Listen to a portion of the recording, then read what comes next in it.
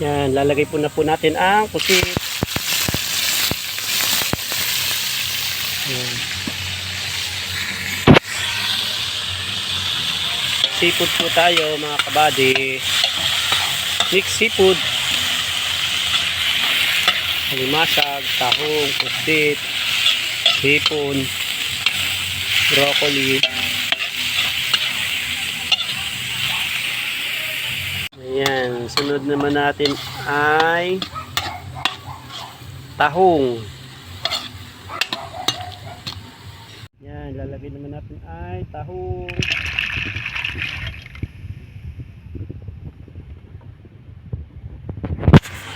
Tahong. Mixed seafood, mamayang hipon at saka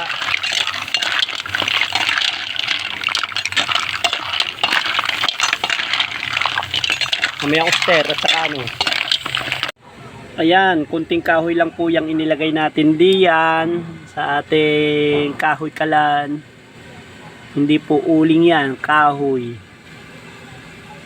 Napakaganda po ng lingas, depende sa gusto ninyong lakas ng apoy dahil meron po siyang blower at meron po siyang adyasan. Ayun, kung palakasan o pahina, ayan.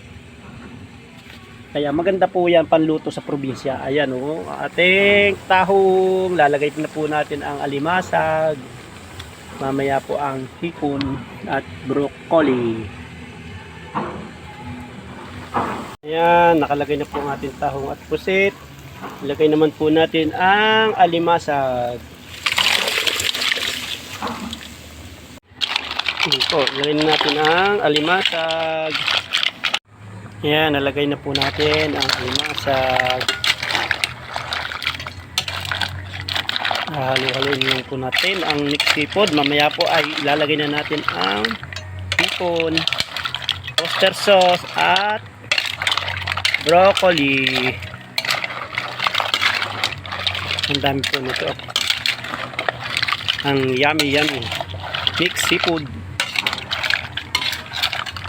from Dalahican Fish Court.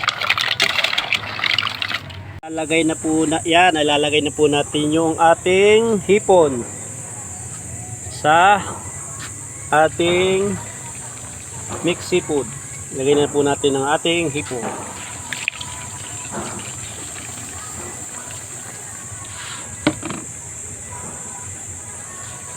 Ayan. Ating kung hahaluin.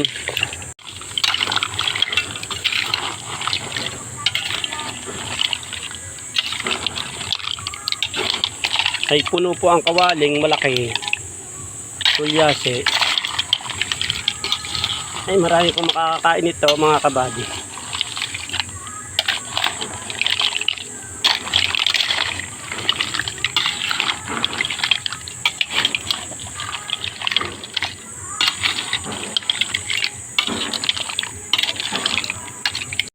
Yan, luto na po ang ating mixed seafoods mga kabady.